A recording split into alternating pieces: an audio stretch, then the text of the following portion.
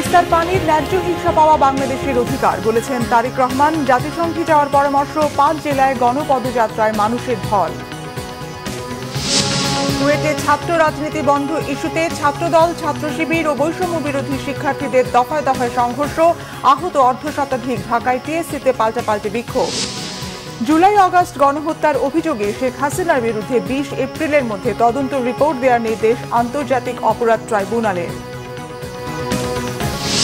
জনগণকে নিপীড়নে প্রশাসনকে ব্যবহার করেছে ফ্যাসিস্ট সরকার বলেছেন আইন উপদেষ্টা। গুম আয়নাঘর মুজিবের আমল থেকে শুরু, মন্তব্য উপদেষ্টা মাহফুজের। দেখছিলেন ক্রাউন সিমেন্ট সংবাদ শিরোনাম, এবারে বিস্তারিত। বিএনপির ভারপ্রাপ্ত চেয়ারম্যান তারেক রহমান বলেছেন, পানি বন্টন নিয়ে ভারত অপ্রতিবেশী সুলভ আচরণ করছে। তিস্তার পানি বাংলাদেশের মানুষের অধিকার, কারো করুণা নয়। বিষয়টি নিয়ে জাতিসংঘে যাবার পরামর্শ তার। নির্বাচন নিয়ে সরকারের অবস্থান স্পষ্ট করার আহ্বান জানিয়ে তারেক রহমান বলেন, নির্বাচনের কথা বললেই সরকারের কিছু উপদেষ্টা বিচলিত বোধ করেন। সন্ধ্যায় লালমনিরহাটের তিস্তা পয়েন্টে তিস্তা নদী রক্ষা আন্দোলনের 2 দিনব্যাপী কর্মসূচির সমাপনীতে ভার্চুয়ালি যুক্ত হয়ে এসব কথা বলেন বিএনপির ভারপ্রাপ্ত চেয়ারম্যান। লালমনিরহাট থেকে জুয়েল আহমেদের রিপোর্ট। তিস্তাপাড়ের সংগ্রামী জনগণ, বিএনপির ভারপ্রাপ্ত চেয়ারম্যান তারেক রহমানের যোগদানে প্রাণ পায় তিস্তা আন্দোলন কর্মসূচি। হাত নেড়ে উষ্ণ শুভেচ্ছা জানান তিস্তাপাড়ের বাসিন্দারা।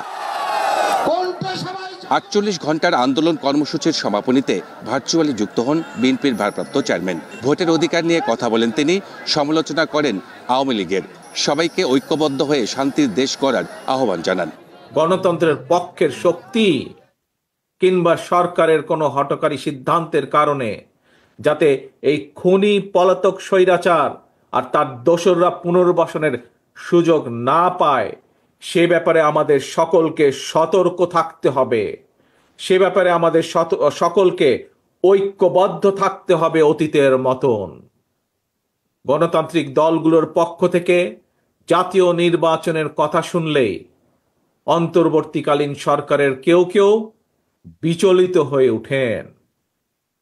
প্রিয় দেশবাসী, প্রিয় ভাই বোনেরা, আমাদের অবশ্যই মনে রাখা প্রয়োজন, জাতীয় নির্বাচন নিয়ে এক এক উপদেষ্টা এক এক রকমের বক্তব্য এই খুনি মাফিয়া চক্রের সামনে বিশৃঙ্খলা সৃষ্টির পথ সুগম করে দেয়। এই জন্যই বিএনপি বারবার এই অন্তর্বর্তীকালীন সরকারের প্রতি তাদের কর্মপরিকল্পনার রোডম্যাপ ঘোষণা করার আহ্বান জানিয়েছে, প্রতিবার আহ্বান জানিয়েছে। তিস্তা তীরের প্রিয় ভাই বোনেরা, আপনাদের এই আন্দোলনে তিস্তা মহাপরিকল্পনা বাস্তবায়ন ত্বরান্বিত হবে ইনশাল্লাহ। জনগণের ভোটে বিএনপি রাষ্ট্র পরিচালনার দায়িত্ব পেলে অবশ্যই আমরা সকলকে সাথে নিয়ে তিস্তার সমস্যার সমাধান করব। এদিকে 2 দিনের এই কর্মসূচির শেষ দিনেও তিস্তাপাড়ে অবস্থান কর্মসূচি পালন করেন হাজারো মানুষ। অধিকার আদায়ের এই আন্দোলনে যেভাবে পেরেছেন রাতভর অবস্থান করেছেন বিভিন্ন পয়েন্টে। আমরা এখানে কালকের থেকে আসি, তিস্তা নদী খনন বাস্তবায়ন চাচ্ছি, মহাপরিকল্পনা চাচ্ছি, এবং যতক্ষণ পর্যন্ত আমাদের দাবি উদ্ধার হবে না ততক্ষণ পর্যন্ত আমরা এখানেই অবস্থান করব। তিস্তা নিয়ে এত ষড়যন্ত্র হয়েছে, এত কিছু হয়েছে, তিস্তা নিয়ে তালবাহানা করেছে। আমরা সরকারের কাছে একটাই দাবি জানাই যে আর তালবাহানা না। আমার এই নদীর প্রকল্প বাস্তবায়ন করতে হবে, তাহলে আমরা বাঁচবো, দেশ বাঁচবে, মানুষ বাঁচবে। সকালে পদযাত্রায় ঢল নামে মানুষের। পদযাত্রা শেষে তিস্তা পয়েন্টে পানিতে নেমে প্লাকার্ড প্রদর্শন ও সঙ্গীত পরিবেশন করেন আন্দোলনকারীরা। এই আন্দোলনের মাধ্যমে অন্তর্বর্তী সরকার কোনো উদ্যোগ না নিলে বড় আন্দোলনের হুঁশিয়ারি দেন নেতারা। 2 কোটি মানুষের জীবন, 2 কোটি মানুষের প্রাণ এই তিস্তা নদী, এইটা আমাদের জীবন রেখা। এটাকে রক্ষা না করা পর্যন্ত আমরা আন্দোলন থেকে সরে যাব না।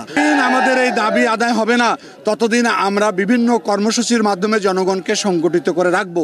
কর্মসূচিতে রংপুর, নীলফামারী, গাইবান্ধা, কুড়িগ্রামের 11 পয়েন্টে বিএনপির কেন্দ্রীয় নেতারা নেতৃত্ব দেন। জুয়েল আহমেদ, বাংলা ভিশন, লালমনিরহাট। বিএনপি মহাসচিব মির্জা ফখরুল ইসলাম আলমগীর বলেছেন, সংস্কারের নামে নির্বাচন বিলম্বিত করার চেষ্টায় মানুষ অন্য কিছুর গন্ধ পাচ্ছে। কারো ক্ষমতায় যাওয়ার ইচ্ছে থাকলে নতুন দলে যোগ দিয়ে ভোটের মাধ্যমে ক্ষমতায় আসার আহ্বান জানিয়েছেন তিনি। মঙ্গলবার বিকেলে যশোর টাউন হল ময়দানে জেলা বিএনপি আয়োজিত সমাবেশে প্রধান অতিথির বক্তৃতায় বিএনপি মহাসচিব এসব কথা বলেন। প্রয়োজনীয় সংস্কার করে দ্রুত নির্বাচন দেওয়ার দাবি জানিয়ে তিনি বলেন, জাতীয় নির্বাচনের আগে স্থানীয় সরকার নির্বাচন মেনে নেওয়া হবে না। ছাত্রদের নতুন দল গঠন প্রসঙ্গে মির্জা ফখরুল বলেন, ছাত্ররা নতুন দল করায় বিএনপি আনন্দিত, তবে ক্ষমতায় থেকে তা করা যাবে না। নির্বাচন দিলে আত্মগোপনে থাকা আওয়ামী লীগের দোসররা মাথা চাড়া দিয়ে উঠবে বলেও মন্তব্য করেন তিনি। সমাবেশে বিএনপির কেন্দ্রীয় ও স্থানীয় নেতারা বক্তব্য রাখেন। যেটার জন্য মানুষ প্রাণ দিয়েছে, একদিকে যেমন আপনার পরিবর্তনের প্রাণ দিয়েছে, একই সঙ্গে একটা নির্বাচনের জন্য তারা প্রাণ দিয়েছে। এই নির্বাচনটা যত দ্রুত হবে, বারবার আমরা বলে আসছি, ততই দেশের জন্য মঙ্গলজনক। হঠাৎ করে কিছু করে ফেলা কতটুকু সাস্টেনেবল হবে সেটা তো অবশ্যই চিন্তা করতে হবে। তার যে পথ, সে পথে যেতে হবে। হ্যাঁ, যদি তারা বলতো যে আমরা বিপ্লবী সরকার গঠন করেছি, তাহলে বিপ্লবী সরকার করতো, আমাদের কিছু বলার ছিল না। বিপ্লবী সরকার নয়, সাংবিধানিক সরকার। এটাকে আপনার অ্যাপারেন্ট ডিভিশন থেকে এর বৈধতা নিয়ে আসা হয়েছে। আপনার অবশ্যই আমাদেরকে ওইটুকু ধরে রেখে আমাদেরকে এগোতে হবে। খুলনা প্রকৌশল ও প্রযুক্তি বিশ্ববিদ্যালয় কুয়েটে বৈষম্য বিরোধী ছাত্র আন্দোলন, ছাত্র শিবির ও ছাত্র দলের মধ্যে ধাওয়া পাল্টা ধাওয়া ও সংঘর্ষের ঘটনা ঘটেছে। এতে আহত হয়েছেন অর্ধ শতাধিক। মঙ্গলবার দুপুরে কুয়েট ক্যাম্পাসে এই ঘটনা ঘটে। বর্তমানে ক্যাম্পাসের উত্তেজনা বিরাজ করছে। স্থানীয়রা জানায়, সকাল থেকে কুয়েট ক্যাম্পাসে ছাত্রদলের নেতাকর্মীরা সংগঠনের নতুন সদস্য অন্তর্ভুক্ত করার জন্য ফর্ম বিতরণ শুরু করে। এই খবর ক্যাম্পাসের মধ্যে ছড়িয়ে পড়লে বৈষম্য বিরোধী ছাত্র আন্দোলন ও ছাত্র শিবির কর্মীরা দুপুরে বিক্ষোভ মিছিল বের করে। এ সময় তারা ছাত্র রাজনীতির ঠিকানা এই কুয়েটে হবে না, দাবি মোদের একটাই, রাজনীতি মুক্ত ক্যাম্পাস চাই সহ বিভিন্ন স্লোগান দিয়ে বিশ্ববিদ্যালয় ছাত্র হলগুলো প্রদক্ষিণ করে। মিছিলটি কেন্দ্রীয় জামে মসজিদের সামনে গেলে ছাত্র দলের সাথে ছাত্র শিবিরের মধ্যে উত্তেজনা দেখা দেয়। এক পর্যায়ে দুই গ্রুপের ধাওয়া পাল্টা ধাওয়া ও সংঘর্ষের ঘটনা ঘটে। এতে উভয় পক্ষের অর্ধ শতাধিক আহত হয়। সংঘর্ষ কুয়েটের ক্যাম্পাসের বাইরেও ছড়িয়ে পড়ে। পরিস্থিতি নিয়ন্ত্রণে কাজ করছে পুলিশ। দর্শক, খুলনায় কুয়েটের সংঘর্ষের সর্বশেষ পরিস্থিতি জানাচ্ছেন সহকর্মী আতিয়ার পারভেজ। সরাসরি তার সঙ্গে যুক্ত হচ্ছি। আতিয়ার, কুয়েটের এখনকার পরিস্থিতি কি আমাদের জানান। নাদিরা, দিনভর এই কুয়েটে বৈষম্য বিরোধী ছাত্র আন্দোলন এবং ছাত্র শিবিরের সাথে ছাত্র দলের যে সংঘর্ষের ঘটনা ঘটেছে, সেই সংঘর্ষের যে পরিস্থিতি সেটি কিন্তু এখনো পর্যন্ত শান্ত হয়নি। এ পর্যন্ত অর্ধ শতাধিক আহত হয়েছে এবং আহতদের বিভিন্ন ক্লিনিক হাসপাতালে ভর্তি করা হয়েছে। এই মুহূর্তে ক্যাম্পাস জুড়ে উত্তেজনা রয়েছে এবং উত্তেজনা কমানোর জন্য মূলত ক্যাম্পাসে যৌথ বাহিনী মোতায়েন রয়েছে। তারা পরিস্থিতি শান্ত করার চেষ্টা করছে, কিন্তু পরিস্থিতি কিন্তু এখনো পর্যন্ত শান্ত হয়নি। আমার সাথে এই লাইভে সংযুক্ত হওয়ার আগে কথা হয়েছে বিশ্ববিদ্যালয়ের ভিসি প্রফেসর ডক্টর মাসুদের সাথে। তিনি নিরাপত্তা ঝুঁকিতে রয়েছেন এবং তিনি আকুতি করছিলেন যে তাকে যেন ক্যাম্পাস থেকে উদ্ধার করা হয়। আমি তার কাছে জানতে চেয়েছিলাম তিনি কি কারণে নিরাপত্তা ঝুঁকিতে রয়েছেন এই বিষয়টি তার কাছে জানতে চাইলে তিনি যেটি জানিয়েছেন, ছাত্ররা আমাকে অবরুদ্ধ করে রেখেছে, তবে কোন পক্ষ সেটি তিনি বলতে পারেননি। ছাত্ররা একাধিক গ্রুপে বিভক্ত হওয়ার কারণে, নানা কৌশলের কারণে ছাত্রদের এই আন্দোলন সংগ্রামের তিনি ঝুঁকিতে রয়েছেন, তাকে যেন ক্যাম্পাস থেকে উদ্ধার করা হয় এই তিনি জানিয়েছেন। তিনি অবরুদ্ধ হয়ে তিনি আকুতি করছিলেন যে তাকে, আমি তার কাছে জানতে চেয়েছিলাম তিনি কি কারণে নিরাপত্তা ঝুঁকিতে রয়েছেন। সংঘর্ষের যে ঘটনা, সেই সংঘর্ষের। আতিয়ার, আপনাকে ধন্যবাদ। দর্শক, কুয়েট থেকে কথা বলছিলেন সহকর্মী আতিয়ার পারভেজ।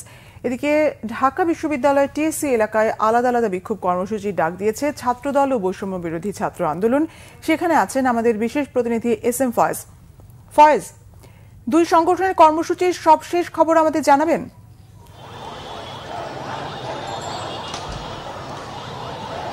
একটু আগে আমার যে সহকর্মী খুলনা থেকে জানিয়েছিলেন যে খুলনা প্রযুক্তি ও বিশ্ববিদ্যালয়ের ছাত্র রাজনীতি বন্ধের দাবি নিয়ে দুই পক্ষের যেই সংঘর্ষ ধাওয়া পাল্টা ধাওয়ার ঘটনা ঘটেছে তাতে আহত হয়েছেন অন্তত ৩০ জন। এখন সেই ক্যাম্পাসে পরিস্থিতি একেবারে থমথমে এবং সেই সংঘর্ষ ক্যাম্পাস থেকে বাইরেও ছড়িয়েছে। আইনশৃঙ্খলা বাহিনীর সদস্যরা তা নিয়ন্ত্রণের চেষ্টা করেছেন এবং যাতে করে কোনো ধরনের অপ্রীতিকর ঘটনা না ঘটে তারই দাবিতেই রাজধানীর যেই ঢাকা বিশ্ববিদ্যালয় রয়েছে, ঢাকা বিশ্ববিদ্যালয়ের রাজু ভাস্কর্যের সামনে ঠিক আমার পেছনে দেখতে পাচ্ছেন যে বৈষম্য বিরোধী ছাত্র আন্দোলনের যেই নেতারা রয়েছেন, ছাত্ররা রয়েছেন, তারা সেখানেই যেই কুয়েটে যে আজকের ধাওয়া পাল্টা দেওয়া হয়েছিল সেই ধাওয়া পাল্টা দেওয়ার ঘটনাকে কেন্দ্র করে তারা বিশ্ববিদ্যালয় ক্যাম্পাসে তারা মিছিল করছেন। যারা এই সংঘর্ষের সাথে জড়িত, যারা ধাওয়া পাল্টা দেওয়ার ঘটনার সাথে জড়িত, তাদের বিরুদ্ধে ব্যবস্থা নেওয়ার জন্য তারা এ দাবি জানাচ্ছেন। এবং একই জায়গায় ৮টায় আবার ছাত্রদলও তাদের কর্মসূচি ঘোষণা করেছেন। তারা বলছেন যে এই ছাত্রদলকে অপবাদ দেওয়া হচ্ছে, ছাত্রদল এই ঘটনার সাথে সম্পৃক্ত না। বৈষম্য বিরোধী ছাত্র যারা রয়েছেন তারা অভিযোগ করছেন ছাত্রদলের উপরে, অর্থাৎ এক পক্ষ আরেক পক্ষকে অভিযোগ করছেন। এই অভিযোগ পাল্টা অভিযোগের মধ্যে চলছে এবং আপনি দেখতে পাচ্ছেন ছাত্ররা তাদের যেই কর্মসূচি, তাদের সেই কর্মসূচি পালনের জন্য তারা একসাথ হয়েছেন। তারা কর্মসূচি মাত্র তাদের স্লোগান দিচ্ছেন, তারা মিছিল করছেন। ছাত্র রাজনীতি কোনোভাবে যেন কুয়েট বিশ্ববিদ্যালয়ে যেন পুনরায় না হতে পারে বা পুনরায় যেন চালু না হতে পারে সেটা তারা দাবি জানিয়েছেন। আরেক পক্ষ বলছেন যে ছাত্র রাজনীতি চলবে, ছাত্র রাজনীতি হলে কোনো ধরনের সমস্যা নেই। অর্থাৎ যেই ৫ আগস্টের পর পতিত শেখ হাসিনার সরকারের পতনের পর কুয়েট বিশ্ববিদ্যালয়ে আপনার ছাত্র রাজনীতি বন্ধ হয়ে যায়, সেই ছাত্র রাজনীতি পুনরায় চালুর জন্য একটি পক্ষ লিফলেট বিতরণ করে, তারপরেই উত্তেজনার সৃষ্টি হয় এবং ধাওয়া পাল্টা দেওয়ার ঘটনা ঘটে। পরিস্থিতি থমথমে এখনও রয়েছে ক্যাম্পাসে। আর টিএসসি এলাকায় দুই পক্ষেই সমাবেশ ডেকেছে, বিক্ষোভ সমাবেশ। আমরা গণমাধ্যম কর্মীরা সেখানে অপেক্ষা করছি তাদের সমাবেশ থেকে কি ঘোষণা আসে, দুই পক্ষ কি ঘোষণা দেয়। পরবর্তী সংবাদে আমরা বাংলা ভিশনের দর্শকদেরকে সেই বিষয়টি একেবারে খোলাসা করে জানাতে পারব। আপনাকে ধন্যবাদ। দর্শক, ঢাকা বিশ্ববিদ্যালয়ের টিএসসি এলাকা থেকে কথা বলছিলেন সহকর্মী SM ফয়েজ। জুলাই আগস্টে গণহত্যার অভিযোগে মানবতা বিরোধী অপরাধের মামলায় সাবেক প্রধানমন্ত্রী শেখ হাসিনার বিরুদ্ধে ২০ এপ্রিলের মধ্যে তদন্ত রিপোর্ট দিতে বলেছে আন্তর্জাতিক অপরাধ ট্রাইব্যুনাল। এছাড়া সাবেক ১০ মন্ত্রী সহ ১৬ জনের বিরুদ্ধেও একই সময়ের মধ্যে তদন্ত রিপোর্ট দিতে বলা হয়েছে। সেই সঙ্গে সাবেক সংসদ সদস্য সোলাইমান সেলিমকে সেদিন ট্রাইব্যুনালে হাজির করারও নির্দেশ দিয়েছে ট্রাইব্যুনাল। আহমেদ সরোয়ারের রিপোর্ট। জুলাই আগস্টের গণহত্যার অভিযোগে মানবতা বিরোধী অপরাধের মামলায় সাবেক ১০ মন্ত্রী, ২ প্রতিমন্ত্রী, ২ উপদেষ্টা, একজন সাবেক বিচারপতি এবং একজন সাবেক সচিব, এই ১৬ জনকে মঙ্গলবার সকালে আন্তর্জাতিক অপরাধ ট্রাইব্যুনালে হাজির করা হয়। সকাল ১১টার দিকে তাদেরকে হাজতখানা থেকে একে একে ট্রাইব্যুনালের এজলাস কক্ষে নেওয়া হয়। ট্রাইব্যুনালের কার্যক্রম শুরু হলে আলাদা আলাদা আবেদনে শেখ হাসিনা এবং অন্যদের বিরুদ্ধে তদন্ত শেষ করতে 2 মাসের সময় চাওয়া হয়। প্রসিকিউশন থেকে বলা হয় তদন্ত কাজ প্রায় শেষের দিকে, কিন্তু জাতিসংঘের প্রতিবেদনের পর আরও কিছু বিষয় সংযোজন করে পুরো রিপোর্ট ট্রাইব্যুনালে উপস্থাপনের জন্য সময় চাওয়া হয়। বিচারপতি গোলাম মুর্তজা মজুমদারের নেতৃত্বে ৩ সদস্যের আন্তর্জাতিক অপরাধ ট্রাইব্যুনাল সময় আবেদন মঞ্জুর করেন। যেহেতু জাতিসংঘের মতো একটা বিশ্বের সবচাইতে বড় আন্তর্জাতিক সংগঠন, যাদের বাংলাদেশের কারো পক্ষে কোনো পলিটিক্যাল বায়াসের কোনো কারণ নেই, তারা যেহেতু গণহত্যার ব্যাপারে সুস্পষ্ট একটা রিপোর্ট দিয়েছে, এইটা আমাদের মামলা প্রমাণের জন্য একটা বড় এভিডেন্স হিসেবে কাজ করবে। এই কারণে আমরা 2 মাসের সময় চেয়েছিলাম। আদালত আগামী 20 এপ্রিল এই পরবর্তী তারিখ নির্ধারণ করেছেন, এই সময়ের মধ্যে তদন্ত রিপোর্ট যাতে পাওয়া যায় সেটার ব্যাপারে বলেছেন। আমরা বলেছি যে আশা করছি আমরা এর আগেই তদন্ত রিপোর্ট দাখিল করতে পারবো। বাকি যে মামলা ছিল ওবায়দুল কাদের সহ বাকি মন্ত্রীদের, তাদের ব্যাপারেও একই প্রেয়ার এবং একই এভিডেন্স কিন্তু এখানে কাজ করবে।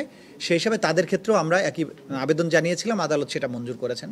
যে গণহত্যার জন্য যে সমস্ত নির্দেশাদি দিয়েছেন, সেই সব নির্দেশাবলী যে তাদের টেলিফোনিক অর্ডারের মাধ্যমে যে গিয়েছে, হত্যাকাণ্ড করে এক ছাত্র জনতাকে নির্মূল করার কথা বলা হয়েছে, সমস্ত টেলিভিশন চ্যানেলগুলো বন্ধ করে দেওয়ার কথা বলেছে, এই ধরনের কথোপকথন তারা যে করেছেন তাদের অজ্ঞাতে সেগুলো রেকর্ডেড হয়েছে।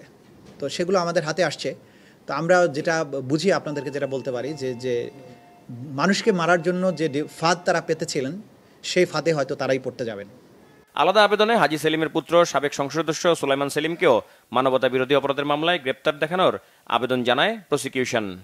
তিনি অন্য মামলায় গ্রেপ্তার হয়ে জেল হাজতে থাকার কারণে এই তথ্য আসার পরে আমরা তাকে আমাদের এই মামলাতে শোন অ্যারেস্ট দেখানোর জন্য এবং প্রোডাকশন ওয়ারেন্ট ইস্যু করার জন্য আবেদন করেছিলাম। তাকেও 20 এপ্রিল আদালতে উপস্থিত করার জন্য নির্দেশ দিয়েছেন। আসামি পক্ষের আইনজীবী বলেন, অভিযোগগুলো এখনো প্রাথমিক পর্যায়ে রয়েছে। পুরো তদন্ত রিপোর্ট না দেখে অপরাধের বিষয়ে কিছু বলা যাবে না বলে জানান তিনি। খুবই অসুস্থ এবং 2 ঘন্টা সময় নিয়ে হসপিটাল থেকে আসছি এই কারণে এখানে আমি যাদের কাছে রাজনীতি শিখছি সেই রকমের লোক আছে। আমার বড় ভাই আছে 2 জন, আমার সাথী আছে কয়েকজন, যাদের সাথে মুক্তিযুদ্ধ করেছি তারা আছে। তো যে কোনো অপরাধী থাক আর না থাক এটা বিচার্য বিষয়, কিন্তু আইনগত সুবিধা পাওয়া এবং সমর্থন দেওয়া এটা একটা আইনজীবীর নৈতিক অধিকার, এবং যে কোনো নাগরিকের আইনগত সুবিধা পাওয়া এটা নৈতিক অধিকার। মানবতা বিরোধী অপরাধের 2 মামলায় শেখ হাসিনা এবং ওবায়দুল কাদের সহ 46 জনের বিরুদ্ধে তদন্ত চলমান রয়েছে ট্রাইব্যুনালে, যাদের মধ্যে 17 জন কারাগারে আছেন। আহমেদ সরওয়ার, বাংলা ভিশন, ঢাকা। গণহত্যায় জড়িত না থাকলে আওয়ামী লীগের যে কেউ ক্ষমা চেয়ে নির্বাচনে অংশ নিতে পারবেন বলে জানিয়েছেন স্থানীয় সরকার উপদেষ্টা আসিফ মাহমুদ। তিনি মনে করেন জাতীয় নির্বাচনের আগে স্থানীয় সরকারের নির্বাচন হওয়া উচিত। জেলা প্রশাসকদের সাথে বৈঠকের পর আইন উপদেষ্টা ডক্টর আসিফ নজরুল বলেন, জনগণের উপর অত্যাচার ও নিপীড়ন চালাতে ডিসিডের ব্যবহার করেছে ফ্যাসিস্ট সরকার। রিপোর্ট সৈয়দ আব্দুল মুহিতের। জেলা প্রশাসক সম্মেলনের সমাপনী দিনে প্রথম অধিবেশনে ডিসিদের সাথে বৈঠক হয় স্থানীয় সরকার মন্ত্রণালয়ের। রাজধানীর ওসমানী স্মৃতি মিলনায়তনে বৈঠক পরবর্তী ব্রিফিং করেন উপদেষ্টা আসিফ মাহমুদ সজীব ভুইয়া। জানান, জনগণের সেবা নিশ্চিত করতে আগেই স্থানীয় সরকার নির্বাচন হওয়া দরকার। গণহত্যার অভিযোগে দল হিসেবে আওয়ামী লীগের বিচারের কথা বলেন তিনি। আমি মনে করি জনগণের কথা বিবেচনা করে জনগণের সেবায় যেন কোনো বিঘ্ন না ঘটে, সেই জন্যই স্থানীয় সরকার নির্বাচনটা হওয়া উচিত। এবং সেক্ষেত্রে আমরা যেহেতু একটি ঐক্যমত্যের ভিত্তিতে এই সরকার পরিচালিত হচ্ছে এবং এই সরকারের একটা অন্যতম ম্যান্ডেট হচ্ছে সবাইকে সাথে নিয়ে চলা, সেই জায়গা থেকে রাজনৈতিক দলগুলোর সাথেও রাজনৈতিক দলগুলোর ঐক্যমত্যের ব্যাপারটাকে আমরা সম্মান এবং শ্রদ্ধার সাথে দেখছি। যারা আওয়ামী লীগ করেছে কিন্তু কোনো প্রকার অন্যায় এবং গণহত্যা কিংবা অপরাধের সাথে যুক্ত নয়, তারা ক্ষমা চেয়ে আবার মেইন স্ট্রিমে স্বাভাবিক অবস্থায় ফিরে আসতে পারে। এবং সেই জায়গা থেকে কেউ যদি নির্বাচন করে তাতেও কোনো বাধা নেই, কিন্তু কেউ যদি কেউ যদি কনভিক্টেড থাকে, এই গণহত্যার সাথে জড়িত থাকে, তাহলে তাকে কোনোভাবেই নির্বাচনে আসতে দেয় না। জেলা প্রশাসকদের সাথে বৈঠকের পর আইন উপদেষ্টা ডক্টর আসিফ নজরুল ডিসিদের সংবিধানের অনুযায়ী জনগণের সেবা নিশ্চিত করার তাগিদ দেন। দেশের সবচেয়ে মেধাবী মানুষরা ডিসি হিসাবে কাজ করেন বা প্রশাসনে আসেন কম্পিটিটিভ পরীক্ষার মাধ্যমে। এত বড় রাষ্ট্রের একটা রিসোর্সকে গত ফ্যাসিস্ট রেজিম জনগণকে অত্যাচার করার জন্য, নিপীড়ন করার জন্য এবং তাদের অপকর্ম জায়েজ করার জন্য ব্যবহার করা হয়েছিল। এখানে কোনো ফর্মুলার ব্যাপার নাই। আপনি আইনে যা আছে, নীতিমালায় যা আছে, সংবিধানে যা আছে সেটা মেনে চললে জনগণের সেবা আর কল্যাণ দেওয়া ছাড়া ওনাদের কোনো কাজই নাই। কাজে আমাদের শুধু একটা কথাই বলতে, আপনি আইন অনুযায়ী চলেন, আপনি আপনার বিবেক মতো চলেন। আর এটা তাদেরকে জনগণের প্রতিপক্ষ হিসাবে যে ব্যবহার করা হচ্ছে, এটা হচ্ছে সম্পূর্ণ আইন এবং সংবিধান লঙ্ঘন করে। বিশেষ অভিযান নিয়ে কথা বলেন স্বরাষ্ট্র উপদেষ্টাও। তিনি জানান, যতদিন ডেভিলরা থাকবে ততদিনই অভিযান চলবে। আইন শৃঙ্খলা উন্নতির জন্যই তো আমরা এই যে একটা অপারেশন চালাচ্ছি ডেভিল হান্ট, এটা তো আপনারা জানেন এবং আপনারা এই থেকে সাহায্য এবং সহযোগিতা করে যাচ্ছেন, এই জন্য আপনাদের আমি ধন্যবাদ জানাই। যতদিন ডেভিলরা থাকবে। সমাপনী দিনের শুরুতে বৈঠক হয় প্রতিরক্ষা মন্ত্রণালয় ও সশস্ত্র বিভাগের সাথে। এই সেশনে জেলা প্রশাসকদের সাথে সেনা, নৌ, বিমান বাহিনীর ঊর্ধ্বতন কর্মকর্তাদের সাথে প্রধান উপদেষ্টার প্রতিরক্ষা বিষয়ক বিশেষ সহকারীর মতবিনিময় হয়। চলমান অভিযানের পাশাপাশি অস্ত্র, গুলি উদ্ধারেও ডিসিদের নির্দেশনা দেওয়া হয়েছে। সজাগ থাকতে বলা হয়েছে স্বৈরাচারের দোষরদের ব্যাপারে। স্বৈরাচার এবং তাদের দোষরা বিভিন্ন জায়গায় সংগঠিত হচ্ছে এবং কর্মসূচি দিচ্ছে এবং তারা দেশকে একটা অরাজকতার দিকে নিয়ে যেতে পারে, সে ব্যাপারে তাদেরকে সজাগ থাকতে হবে। আমি সৈয়দ আব্দুল মুহিত, বাংলা ভিশন, ঢাকা। দর্শক, জেলা প্রশাসক সম্মেলনে সংবাদ সংগ্রহে এই মুহূর্তে ওসমানী স্মৃতি মিলনায়তনে আছেন বিশেষ প্রতিনিধি রিশান নাসরুল্লাহ। সরাসরি কথা বলছি তার সঙ্গে। রিশান, পররাষ্ট্র, জনপ্রশাসন মন্ত্রণালয় এবং নির্বাচন কমিশনের সাথে জেলা প্রশাসকদের বৈঠকে কি বার্তা দেওয়া হয়েছে?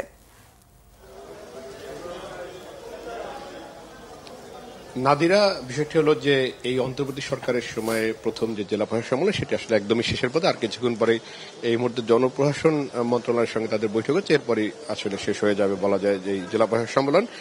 এর আগে শেষ দিনের যে দ্বিতীয় ভাগে যে সেশনগুলো হয়েছে তার মধ্যে রয়েছিল এই পররাষ্ট্র বিষয়ক মন্ত্রণালয়ের সঙ্গে এবং পরে সবশেষ ছিল নির্বাচন কমিশনের সঙ্গে। এবং কিছুক্ষণ আগে প্রধান নির্বাচন কমিশনার বের হয়ে গণমাধ্যমের সঙ্গে কথা বলছেন এবং তিনি যেটি বলেছেন যে তারা জেলা প্রশাসকদের বলেছেন এখন থেকেই জাতীয় নির্বাচনের জন্য প্রস্তুতি নেয় এবং সেখানে তারা যেসব সমস্যার কথা বলেছেন সেগুলো বলছেন যে তারা এগুলো দেখছেন, বিশেষ করে আইন শৃঙ্খলা পরিস্থিতির বিষয়টি উঠে এসেছে এবং প্রধান নির্বাচন কমিশনার বলছেন যে হ্যাঁ এই বিষয়টি দেখা হচ্ছে, তবে যেহেতু একটি গণ অভ্যুত্থান হয়েছে সেই অভ্যুত্থানের পরবর্তী যে পরিস্থিতি সেটি আসলে অন্যান্য দেশের তুলনায় বাংলাদেশের পরিস্থিতি অনেক ভালো, তবে এটি উত্তরোত্তর আরো ভালো হবে এমন প্রত্যাশার কথা তিনি শুনিয়েছেন। একই সঙ্গে সাংবাদিকরা জানতে চেয়েছিলেন যে স্থানীয় সরকার নির্বাচন জাতীয় নির্বাচন আগে হবে কিনা, এমন প্রশ্নের জবাবে প্রধান নির্বাচন কমিশনার যেটি বলেছেন যে স্থানীয় সরকার নির্বাচনের বিষয়টি রাজনৈতিক, সেই রাজনৈতিক বিতর্কের মধ্যে আসলে নির্বাচন কমিশন যেতে চায় না।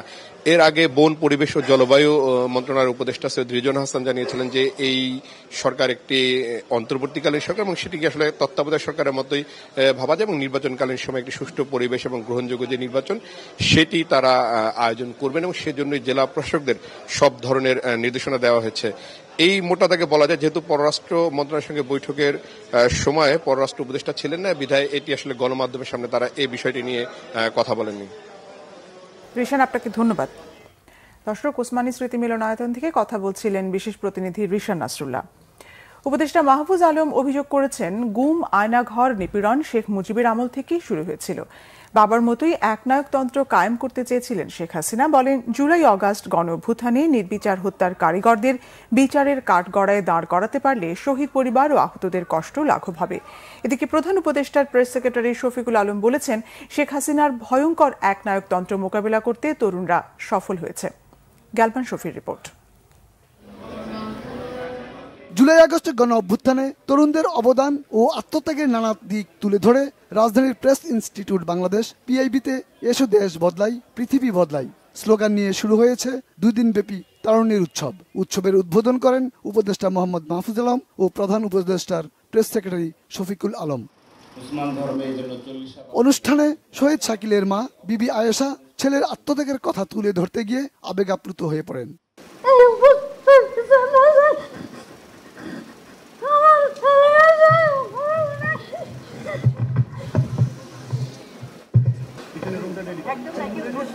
প্রধান উপদেষ্টার প্রেস সচিব বলেন স্বৈরাচার শেখ হাসিনার বিরুদ্ধে কথা বলতে দেশে মানুষ ভয় পেলেও তরুণরা তাকে পরাজিত করেছে। গত 15 বছর দেখেন আমরা কেউ কিন্তু নামলাম না, আমরা ওয়েট করতে হলো কিছু নাহিদের জন্য, কিছু আসিফের জন্য, কিছু মাহফুজদের জন্য, তারা আমাদেরকে নেতৃত্ব দিবে। আমাদের যে অসিফাইড যে বুড়ো যে লিডারশিপ সেটা পারে নাই এই হাসিনার মতো একটা ভয়ঙ্কর একটা ডিক্টেটরশিপকে কনফ্রন্ট করতে। ওরা কিছু করতে পারেনি এবং এমনইভাবে তারা চলে গেছে যে এখন দেখেন তার পুরো political career is over. Mahfuz Alam বলেন পিতার কাছ থেকে শিক্ষা নিয়ে শেখ হাসিনা ফেসিবাদ প্রতিষ্ঠা করে ক্ষমতাকে চিরস্থায়ী করার চেষ্টা করেছে। শেখ হাসিনা শুধু প্রশাসনকে নয় গোটা দেশকে নষ্ট করেছে বলে অভিযোগ তার। জাতীয় রক্ষী বাহিনী নামে একটি বাহিনী তৈরি করা হয়েছিল বাংলাদেশ সেনাবাহিনীর বিকল্প হিসাবে। মুক্তিযোদ্ধাদের মধ্যে বিভাজন তৈরি করে শেখ মুজিবই প্রথম বাংলাদেশে ফেসিবাদের গোড়াপত্তন করেন এবং মুক্তিযুদ্ধের বিভিন্ন ওনার বিভাজনমূলক রাজনীতির কারণে মুক্তিযোদ্ধাদের মধ্যে অনেক ফ্র্যাকশন তৈরি হয়। এবং আমি যেটা বলি বা আমরা যেটা বলি যে বাংলাদেশের প্রথম 1 দশকের ইতিহাস হচ্ছে মুক্তিযোদ্ধাদের দ্বারা মুক্তিযোদ্ধাদের হত্যার ইতিহাস এবং এই ক্ষেত্রে শেখ মুজিবুর রহমান, তার জেআরবি তথা জাতীয় রক্ষী বাহিনী। পরে জুলাই আগস্ট হত্যাকাণ্ডের উপর নির্মিত তথ্যচিত্র প্রদর্শন করা হয়। আমি এমন একটা জায়গায় দাঁড়ায় আছি, আমি দেখতেছি যে গুলি তাক করলো বন্দুক দিয়ে। গ্যালমান শফি, বাংলা ভিশন, ঢাকা। এদিকে সন্ধ্যায় ফরেন সার্ভিস একাডেমিতে এক সংবাদ সম্মেলনে প্রধান উপদেষ্টার প্রেস সচিব শফিকুল আলম জানিয়েছেন, গণহত্যার সাথে জড়িত আওয়ামী লীগের নেতাকর্মী ও সমর্থকদের বিচার হবে। বিগত দিনে যারা গুম খুন নির্যাতনের সাথে জড়িত ছিল তাদেরও বিচারের মুখোমুখি করার কথাও জানান তিনি। প্রধান উপদেষ্টার প্রেস সচিব জানান, দুর্নীতির সাথে জড়িত আওয়ামী লীগ নেতাকর্মীদের বিচারের পর বাংলাদেশি জনগণ সিদ্ধান্ত নেবে আওয়ামী লীগের ভবিষ্যতের বিষয়ে। সংযুক্ত আরব আমিরাত সহ মধ্যপ্রাচ্যের অন্যান্য দেশে কর্মী পাঠানোর বিষয়ে ইতিবাচক আলোচনা চলছে বলে জানান তিনি। সারা বিশ্বে বাংলাদেশের ভাবমূর্তি উজ্জ্বল করতে ডক্টর মোহাম্মদ ইউনূস কাজ অব্যাহত রেখেছেন বলেও জানান শফিকুল আলম।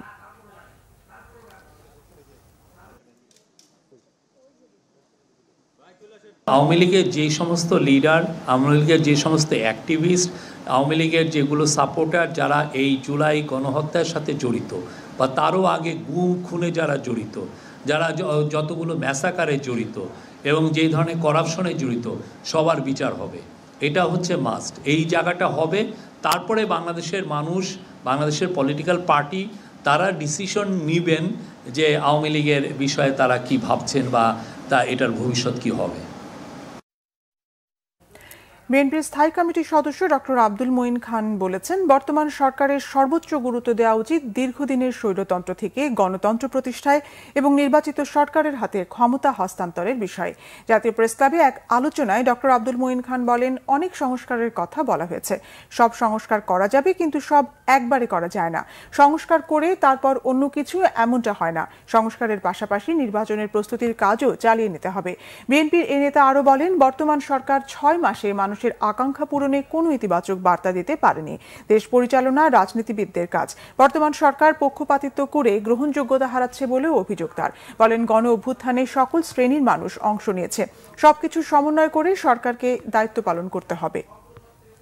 মানুষকে বুঝিয়ে দেওয়া উচিত ছিল যে তোমরা যেমন এক সপ্তাহের ভিতরে বাংলাদেশের 18 কোটি মানুষকে বুঝিয়ে দেওয়া উচিত ছিল যে তোমরা যেমন আমাদের দায়িত্ব দিয়েছো, আমরা সেই দায়িত্ব সাহসিকতার সঙ্গে গ্রহণ করেছি।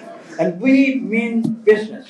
আমি দুঃখের সঙ্গে বলতে বাধ্য হচ্ছি, এই অন্তর্বর্তীকালীন সরকার বাংলাদেশের 18 কোটি মানুষের কাছে আজ 6 মাস পার হয়ে গেছে, এই মেসেজ তারা আজ পর্যন্ত বাংলাদেশের 18 কোটি মানুষের কাছে দিতে পারেছে। বিএনপি নেতারা বলেছেন, ছাত্র জনতাকে হত্যা করে খুনের তৃষ্ণা মেটেনি শেখ হাসিনার, লাশগুলো পুড়িয়ে দেওয়া হয়। বলেন, এসব খুনের দায়ে শেখ হাসিনার বিচার করতেই হবে। তারা বলেন, জনগণের টাকা লুটপাটকারী ফ্যাসিবাদের দোসর ব্যবসায়ীদেরও বিচারের আওতায় আনতে হবে। একই সঙ্গে দ্রুত প্রয়োজনীয় সংস্কার করে জাতীয় নির্বাচন দেওয়ার আহ্বান জানান বিএনপি নেতারা।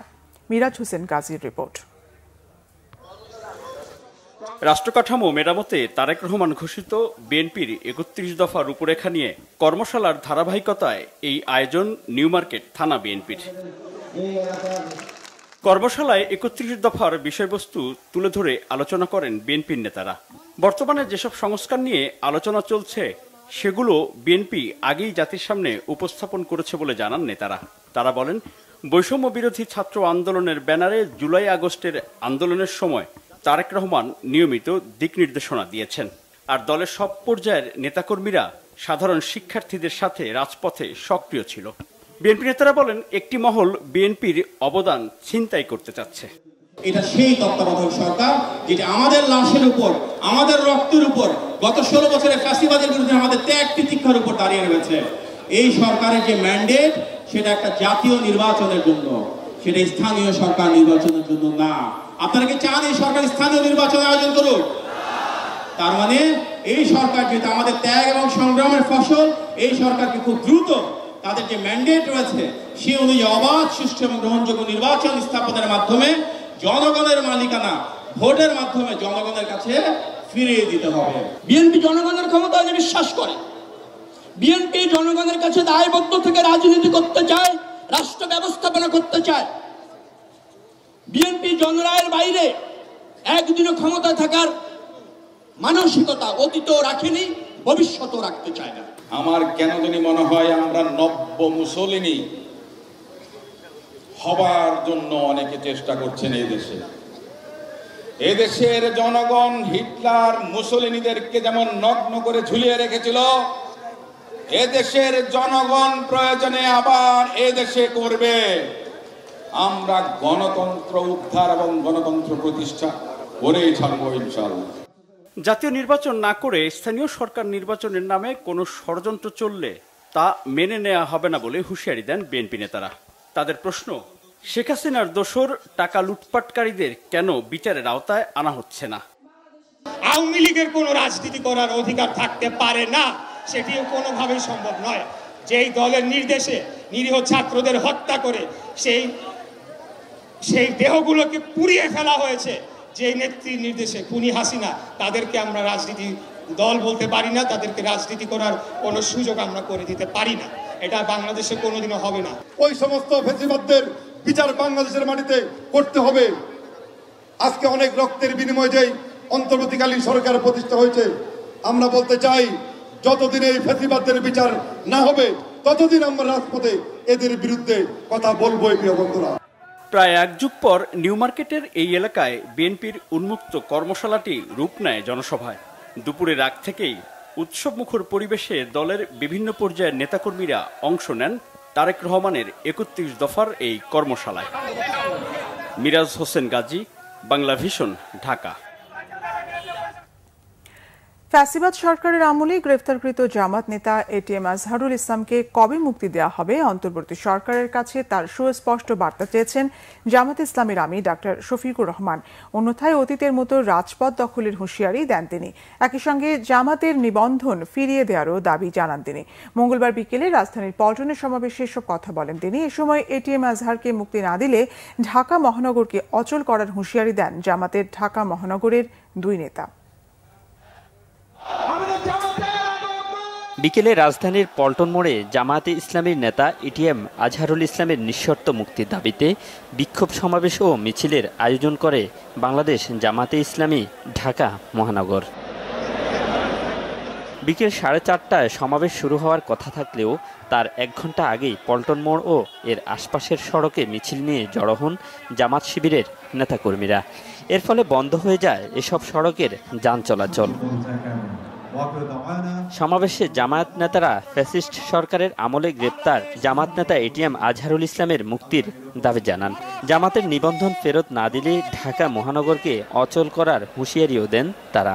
আমরা আজকে জিজ্ঞাসা করতে চাই, কোন কারণে বাংলাদেশের জীবিতদের মধ্যে সবচেয়ে নিপীড়িত মজলুম জননেতা এটিএম আজহারুল ইসলামকে মুক্ত দেওয়া হলো না? ন্যায় বিচারের পথে দাঁড়িপাল্লা যদি অনতি বিলম্বে ফিরিয়ে দেওয়া না হয়, আমরা মাননীয় আমির জামাতের নির্দেশ চাইব। আপনি যদি বলেন প্রতিদিন সকালে একবার, বিকালে একবার ঢাকার 130টা প্রশাসনিক ওয়ার্ডে আমরা মিছিল করব, বিক্ষোভ করব, ঢাকাকে অচল করে দেব। প্রধান অতিথির বক্তব্যে জামায়াতের আমির ডাক্তার শফিকুর রহমানও এটিএম আজহারের মুক্তির দাবি জানান। এ সময় বৈষম্য দূর না হওয়া পর্যন্ত নেতাকর্মীদের থেকে রাজপথে থাকার প্রতিশ্রুতি নেন তিনি। বাংলাদেশ ফ্যাসিবাদ থেকে মুক্ত হলো, আমাদের প্রশ্ন, ফ্যাসিবাদের সবচেয়ে কঠিন সাক্ষী আজহারুল ইসলাম সাহেব মুক্ত হলেন না কেন? কেন এই বৈষম্য? আমরা তো নিজের থেকে অন্যান্য নেতৃবৃন্দের মুক্তির দাবি জানিয়েছিলাম, এই উদারতা আমরা দেখিয়েছিলাম, উদারতা আমরা দেখিয়েও যাব। কিন্তু আজহারুল ইসলাম সাহেব কবে মুক্তি হবেন সুস্পষ্টভাবে জানতে চাই সরকারের কাছে। সমাবেশ শেষে বিক্ষোভ মিছিল বের করেন জামাতের নেতাকর্মীরা।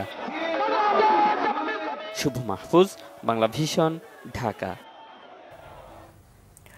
তিস্তা পাড়ের ক্ষতিগ্রস্ত মানুষের কথা চিন্তা করে দ্রুত তিস্তা প্রকল্প বাস্তবায়ন করতে চায় চীন। তবে এই ব্যাপারে সিদ্ধান্ত বাংলাদেশের। ঢাকায় দেশটির রাষ্ট্রদূত ইয়া ওয়েন জানান, চীন প্রস্তাব দিলেও গত 2 বছর বাংলাদেশের পক্ষ থেকে কোনো জবাব পাওয়া যায়নি। বাংলাদেশের অভ্যন্তরে যে পরিবর্তনই হোক, চীনের সহায়তা অব্যাহত থাকবে বলে তিনি জানিয়েছেন। আরও জানান, দ্বিপক্ষীয় আলাপ আলোচনার ভিত্তিতে ভারতের সাথে সম্পর্কের বিষয়টি ঠিক করবে বাংলাদেশ। এ ব্যাপারে চীনের কোনো মন্তব্য নেই। রিপোর্ট করছেন ইমরুল কায়েস। গ্রীষ্মে শুকিয়ে যাওয়া ও বর্ষা মৌসুমে বন্যার কারণে তিস্তা পাড়ের বিস্তীর্ণ অঞ্চলের মানুষ ব্যাপকভাবে ক্ষতিগ্রস্ত হচ্ছে। সমস্যা কাটিয়ে উঠতে তিস্তা প্রকল্প বাস্তবায়নে এগিয়ে আসে চীন। প্রকল্পের উপযোগিতা নিয়ে মূল্যায়নের কাজও সম্পন্ন করে দেশটি। চীনের রাষ্ট্রদূত ইয়াও ওয়েন জানান, দ্বিতীয় ধাপে বন্যা নিয়ন্ত্রণ ও প্রশমনের প্রকল্প বাস্তবায়নের প্রস্তাব দেয় চীন। তবে গত 2 বছরে এ ব্যাপারে বাংলাদেশ কোনো উত্তর দেয়নি বলে জানান রাষ্ট্রদূত ইয়াও ওয়েন। দূতাবাসে আয়োজিত সংবাদ সম্মেলনে এসব তথ্য জানান তিনি।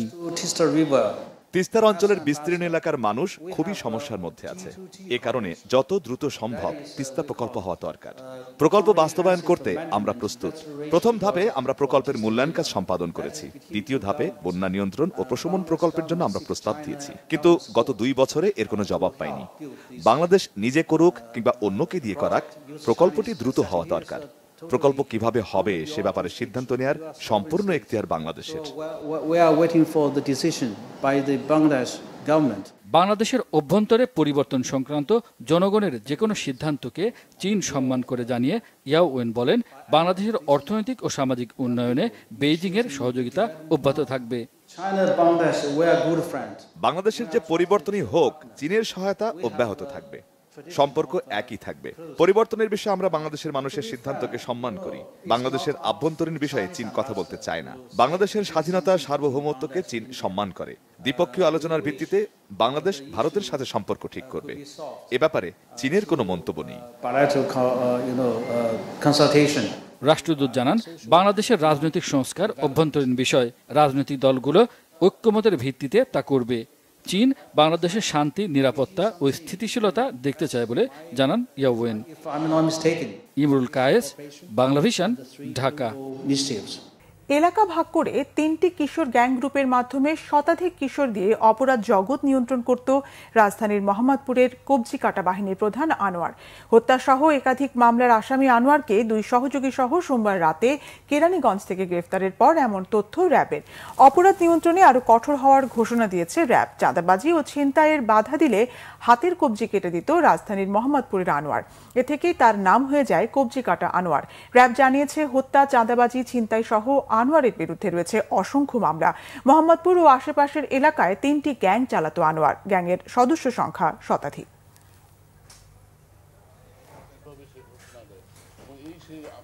সংবাদ শেষ করব ক্রাউন সিমেন্ট শিরোনামগুলো আরেকবার জানিয়ে। তিস্তার পানির ন্যায্য হিস্সা পাওয়া বাংলাদেশের অধিকার বলেছেন তারেক রহমান। জাতিসংঘে যাওয়ার পরামর্শ। 5 জেলায় গণপদযাত্রায় মানুষের ঢল। কুয়েটে ছাত্র রাজনীতি বন্ধ ইস্যুতে ছাত্রদল, ছাত্র শিবির ও বৈষম্য বিরোধী শিক্ষার্থীদের দফায় দফায় সংঘর্ষ, আহত 1/2 ঢাকায় টিএসসিতে পাল্টাপাল্টি বিক্ষোভ। জুলাই আগস্ট গণহত্যার অভিযোগে শেখ হাসিনার বিরুদ্ধে 20 এপ্রিলের মধ্যে তদন্ত রিপোর্ট দেওয়ার নির্দেশ আন্তর্জাতিক অপরাধ ট্রাইব্যুনালের। জনগণকে নিপীড়নে প্রশাসনকে ব্যবহার করেছে ফ্যাসিস্ট সরকার বলেছেন আইন উপদেষ্টা। গুম আয়নাঘর মুজিবের আমল থেকেই শুরু, মন্তব্য উপদেষ্টা মাহফুজের। এই ছিল এখনকার মতো। পরের সংবাদ রাত 10:30টায়। এর আগে 9টায় রয়েছে নিউজ 20। দেখার আমন্ত্রণ রইল। এছাড়া বাংলাভিশন সংবাদ ও সংবাদ সংশ্লিষ্ট অনুষ্ঠান দেখতে ভিজিট করুন www.bvnews24.com ও facebook.com/banglavishannews এবং সাবস্ক্রাইব করুন youtube.com/banglavishannews। ধন্যবাদ।